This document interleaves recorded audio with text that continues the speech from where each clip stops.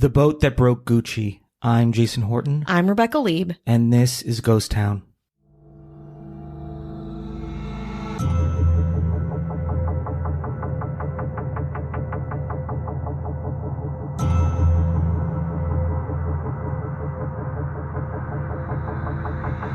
If you've read the incredible book, The House of Gucci by Sarah Gay Fortin, yes, it's the one that the 2021 movie starring Lady Gaga and Adam Driver was based on, you might recall the stunning 200-foot wooden yacht that Maurizio Gucci bought and remodeled at the height of his control over the Gucci brand.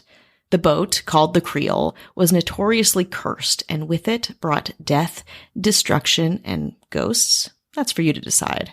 Today we're talking about the Creole and its curse that spanned millionaires and generations. Built in 1927, its first owner was all-American millionaire, Yale alum, and industrialist Alexander Cochrane. Christened the Vera, it was the largest wooden sailing yacht ever constructed. In the words of veteran photographer Gilles Martin Raget, the boat was, quote, outside all the norms of size, aesthetics, and history. And it would continue to be without its maker at the helm. Why? Because with all of its grandeur and glamour, Cochrane didn't have time to enjoy the yacht. He died suddenly of cancer in 1929. His heirs sold the boat to a man named Maurice Pope, a British yachtsman who renamed his new purchase the Creole after a particularly delicious dessert invented by his personal chef. The ship's name change was not a good move. If you're familiar with ships or sailing culture at all, I'm not, and even I knew this wasn't kosher. Sailors think that renaming ships is very, very bad luck. The origins of this go back to Greek and Italian folklore, saying that when a boat is christened, its name goes into the Ledger of the Deep, an old book of ships owned by Poseidon himself. When a boat is renamed, Poseidon is insulted, and yes, the ship's owners pay dearly for their name-swapping hubris. But nothing happens like that to the Creole. The rest of the owners just live peacefully and uneventfully, right? No, just kidding, of course they don't.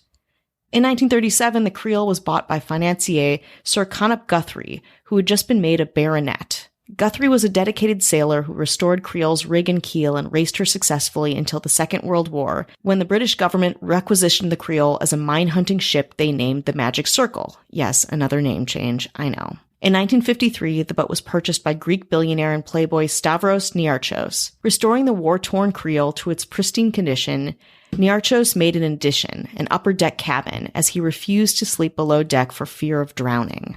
Niarchos loved the Creole until two tragedies struck. In May 1970, the Creole was docked on Niarchos' private island, Spetsopoula, in the Aegean.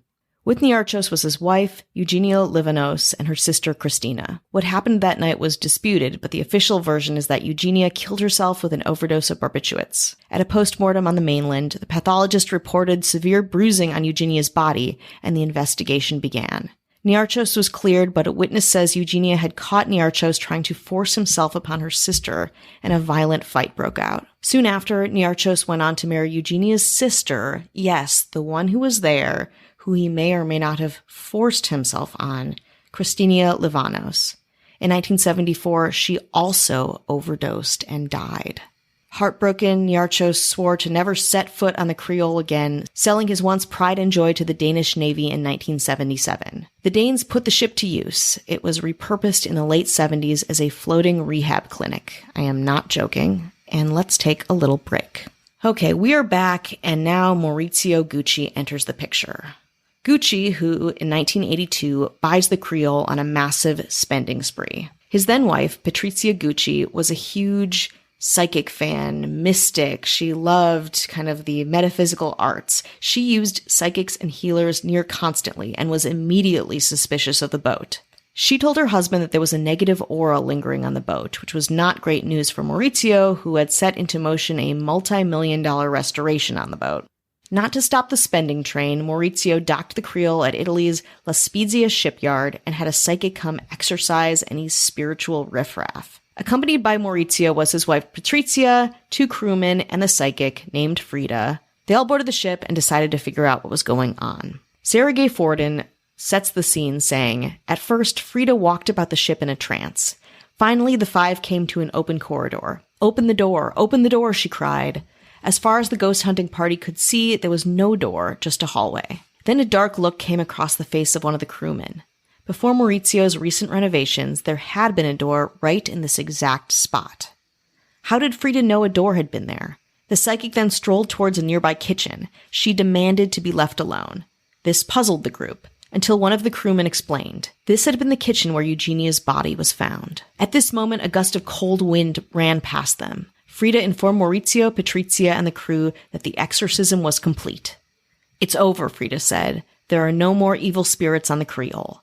Eugenia's ghost promised me that from now on she will protect the Creole and its crew." And then everything was fine. No, of course it wasn't fine. Maurizio Gucci was charged with tax fraud, money laundering, and illegally acquiring funds that were of course used to buy and refurbish the Creole. You may know this again from the movies, so if you haven't seen the movie, watch it and come back. But Maurizio was later acquitted, and in massive debt, his life was in shambles, trying to pick back up the pieces. In 1993, Maurizio sold his share in Gucci, the last family member of the company his grandfather started back in 1921. The buyout was a not-so-modest $170 million, so Gucci kept the Creole, and a couple years later, Maurizio Gucci was killed mafia-style by his vengeful ex-wife, Patrizia. Maurizio's daughters, Allegra and Alessandra, inherited the Creole and maintain her to this day.